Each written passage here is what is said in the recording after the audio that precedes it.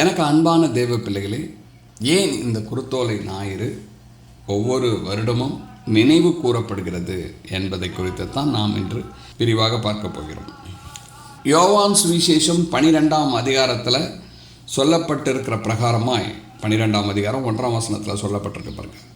பஸ்கா பண்டிகை வர 6 நாளைக்கு முன்னே இயேசு தாம் மரணத்திலிருந்து எழுப்பின லாசரு இருந்த பெத்தானியாவுக்கு வந்தார். அப்போ பஸ்கா பண்டிகைக்கு எத்தனை நாள் இருக்குது? 6 தினங்கள் இருக்கிறது.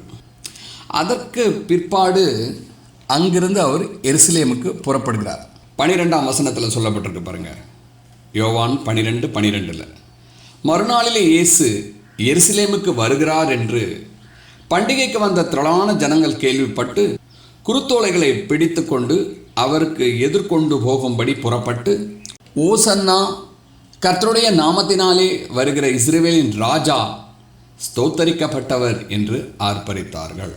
அல்லாமலும், சியோன் குமாரத்தியே பயப்படாதே, உன் ராஜா கழுதைக்குட்டியின் மேல் ஏறி வருகிறார் என்று எழுதியிருக்கிற பிரகாரமாக இயேசு ஒரு கழுதைக்குட்டியை கண்டு அதன் மேல் ஏறி போனார். ஹல்லேலூயா. இப்போது இயேசு மகாராஜா எருசலேமுக்கு வரும்போது எல்லோரும் ஆர்ப்பரிக்கிறாங்க, சந்தோஷம் கொள்கிறார்கள். இதோ அவரை எல்லோரும் ராஜா என்று ஸ்தோத்தரிக்கப்படுகிறதை பார்க்கிறோம். யூதர்களின் ராஜா, இவர்தான் நம்மை ஆட்சி செய்ய போகிறார், யூதர்களுக்கான ராஜாவாய் சிங்காசனத்தை அலங்கரிக்கப் போகிறவர் இவர்தான் என்று அநேகர் திரளாய் நின்று தங்கள் கைகளில் குருத்தோலைகளை ஏந்தி கொண்டு இலைகளையெல்லாம் அவர் வருகிற பாதையில் போட்டு அவரை சந்தோஷமாய் ஆர்ப்பரித்து வரவேற்கிறார்கள். ஆனால் உண்மையாய் நிகழப்போகிற காரியம் என்ன என்பது அவருக்கு மட்டும்தான் தெரியும். 27ஆம் வசனத்தில் சொல்லப்பட்டிருக்கு பாருங்கள். யோவான் சுவிசேஷம் 12ஆம் அதிகாரம் 27. இப்பொழுது என் ஆத்துமா கலங்குகிறது, நான் என்ன சொல்வேன்? பிதாவே, இந்த வேலை நின்று என்னை ரட்சியும் என்று சொல்வேனோ? ஆகிலும் இதற்காகவே இந்த வேலைக்குள் வந்தேன். இன்னும் ஒரு சில தினங்களில் அவர் எப்படிப்பட்ட ஒரு பாடுகளை சுமக்கப் போகிறார், எவ்வளவு வேதனைகளை அனுபவிக்கப் போகிறார் என்பதை அவர் மாத்திரம்தான் அறிவார். இந்த காரியங்கள் அந்த நாட்களெல்லாம் ஒருவரும் அறியலை. அதனால தான் தங்கள் கைகளில் குருத்தோலைகளை ஏந்தி கொண்டு அவரை சந்தோஷமாய் ஆர்ப்பரித்து வரவேற்கிறார்கள். அந்த நாட்களில் இது மிகவும் சந்தோஷமான தருணமாய் காணப்பட்டது. யூதர்கள், புறஜாதியினர் எல்லாம் அவரை தங்களுடைய ராஜா, தங்களை ஆட்சி செய்ய போகிறார் என்று நினைச்சாங்க. மெய்யாகவே அவர் ராஜா தான். அவர் யூதர்களுக்கு மட்டும் ராஜா இல்லை, எல்லோருக்குமான ராஜா அவர். ஆனாலும் கூட அவர் ராஜரீகம் செய்வதற்காக இங்கு வரவில்லை. இந்த பூமியில் இருக்கிற மனிதர்களை மீட்டெடுப்பதற்காக வந்திருக்கிறார். அதை தான் சொல்கிறார் பாருங்க. இந்த வேலையினின்று என்னை ரட்சியும் என்று சொல்வேனோ? ஆகிலும் இதற்காகவே இந்த வேலைக்குள் வந்தேன். என்ன, இதிலிருந்து மீட்டெடுங்க அப்படின்னு என்னால் எப்படி சொல்ல முடியும்? இதை நிறைவேற்றுவதற்காகத்தானே வந்தேன், அதற்காகத்தானே வந்தேன் அப்படின்னு சொல்லிட்டு வியாகுலத்தோடு இருக்கிறார்.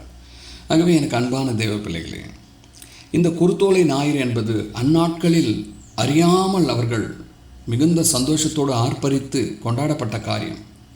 ஆனால் இன்று நாம் இதை மிகவும் சந்தோஷத்தோடு ஆர்ப்பரிக்கின்ற ஒரு காரியம் கிடையாது. இது நாம் நினைவு கூறுகிற காரியம். நாம் இதை நம்முடைய பிள்ளைகள் மாத்திரமல்ல, நம்முடைய ஜனத்தார் மாத்திரமல்ல, இன்னுமாய் கிறிஸ்துவை அறியாத ஜனங்கள் அறியும்படியாய் இதை இன்று நாம் நினைவு கூறும்படியாய் செய்கிறோம். ஆனால் இதில் மிகுதியான சந்தோஷமோ உற்சாகமான செயல்பாடுகளோ இருக்கக்கூடாது. நாம் நம்முடைய இரட்சகரும் மீட்பருமாகிய கிறிஸ்து எப்படியெல்லாம் அவர் மனவேதனையோடு காணப்பட்டிருப்பார், அவர் எவ்வளவு துக்கித்து இருந்திருப்பார் என்பதை உணர்ந்து அந்த எண்ணத்தோடு கூட இதை அனுசரிக்க வேண்டும். ஒரு சில சர்ச்சஸ்லாம் நான் பார்த்துருக்கிறேன், இதை ஒரு சடங்காச்சாரியமாய் சந்தோஷத்தோடு களி கூர்ந்து செய்கிறது போல இருக்கும். அப்படி இருக்கக்கூடாது. இதை நினைவு கூற வேண்டும்.